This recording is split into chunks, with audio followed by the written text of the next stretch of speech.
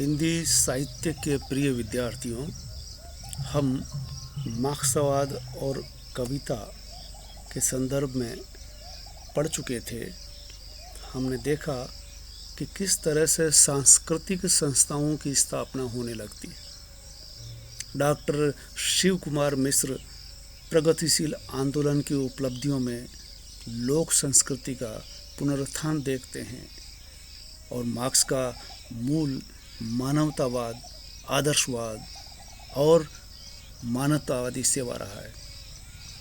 हमने देखा कि पुरानी से नई वस्तु प्रतिषेध के बल पर बनती है और देखा कि छायावादी कल्पना पर आधारित थी, पलायनवाद था, उसके स्थान पर यथार्थवाद लेता है। काव्य में प्रगतिशीलता दिखाई पड़ती है। विशेषकर कवियों ने एक तरह से आवाज़ बुलंद की, जल्द जल्द पैर बढ़ाओ, आओ आज अमीरों की हवेली, किसानों की होगी पाठशाला, धोबी पासी चमार तेली, खोलेंगे अंधेरे का ताला।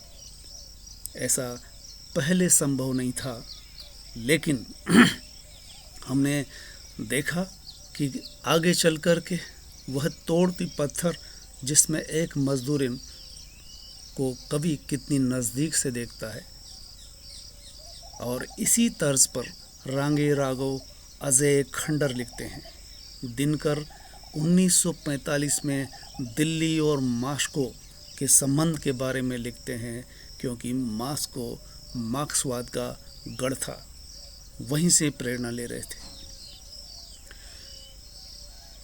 साहित्यकारों और कवियों की जब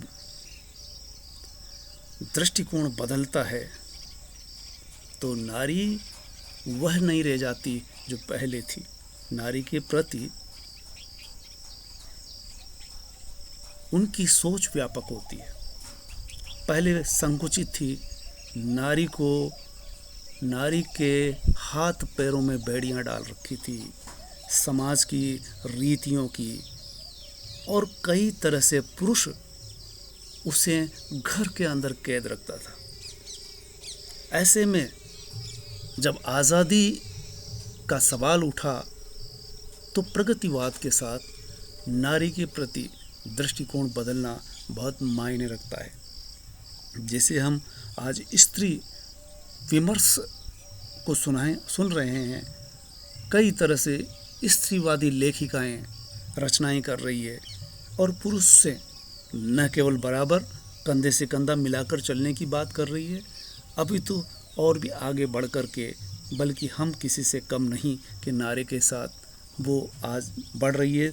इसके पीछे मार्क्सवादी वो नज़रिया रहा कवियों का।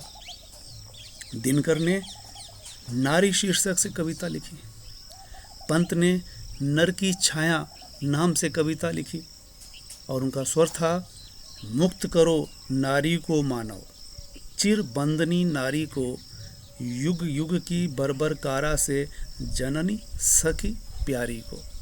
चिर बंदनी, वो जो बंधन में जकड़ी दी गई थी, मुक्त करो उसको और बंदनीय बनाओ।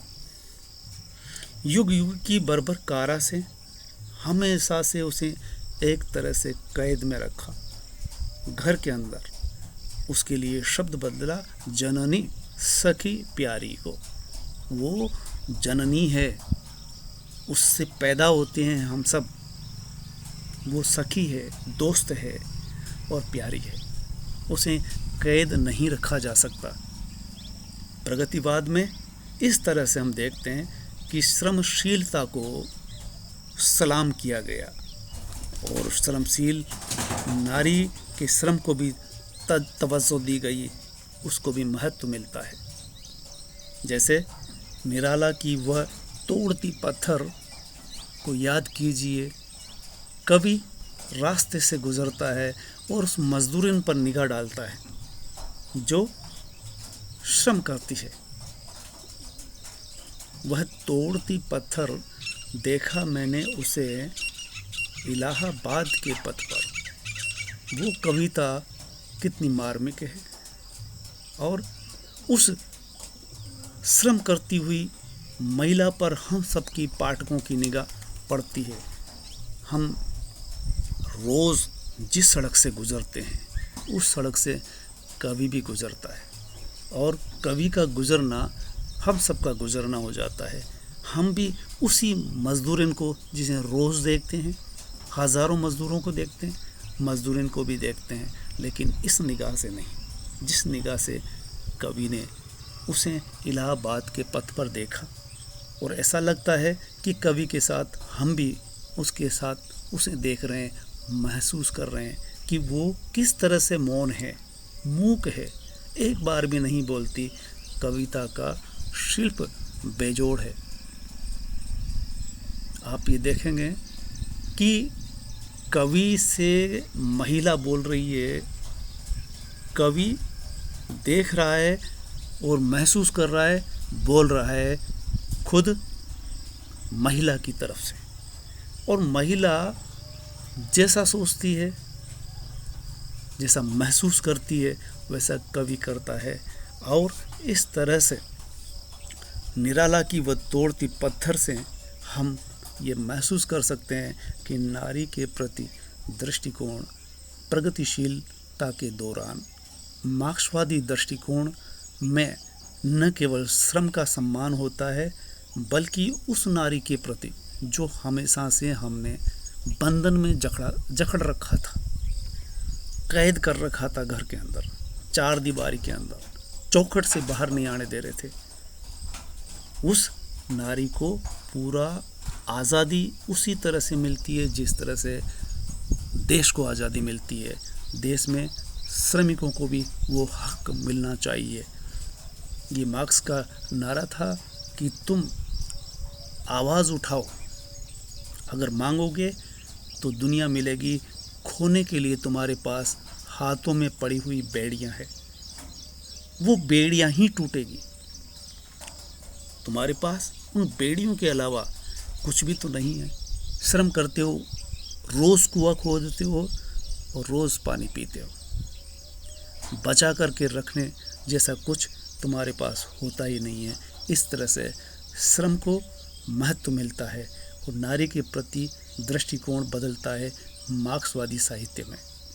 और जो प्रगतिशील नाम से यहाँ साहित्य लिखा जाता है, इस तरह से हम देख सकते हैं कि किसी भी विचार जो मानवता के हित में है, वो जब आंदोलन का रूप धारण करता है, तब साहित्य में वह उसी रूप में बदल करके आता है और समाज को देखता है, समाज की पड़ताल करता है, समाज बदलता है, समाज के विचार बदलते हैं, समाज का रूप बदलता है, समाज का नज़रिया बदलता है। और साहित्य का यही काम है। साहित्य दरअसल समाज का दर्पण कहलाता है। जो कुछ समाज में घटित हो रहा है वो मार्क्सवाद के विचारों से राजनीति में जलजला आता है, राजनीति बदलती है। कई देशों में मार्क्सवाद विचारों से सत्ता चलती है और श्रम को महत्व मिलता है, श्रम को बराबर का हक मिलता है। और इस तरह से एक दौर में जब एक तरफ पूंजीवाद था, अमेरिका था, दूसरी तरफ रूस था, बहुत सारे देश थे साथी, उसमें भारत में भी मार्क्सवादी पार्टियां अपना प्रभाव दिखाती है, श्रमिकों की आवाज़ उठाती है और श्रम को महत्व देते हुए उनको पूरी मजदूरी का वक्त का निर्धारण करती है। मजदूरी पूरी मिले और निश्चित वक्त तक काम करें, बेगारी न की जाए, इस तरह के हक मार्क्सवाद से मिलते हैं। तो प्रिय विद्यार्थियों, ये इस तरह की कक्षाएं जारी रहेंगी।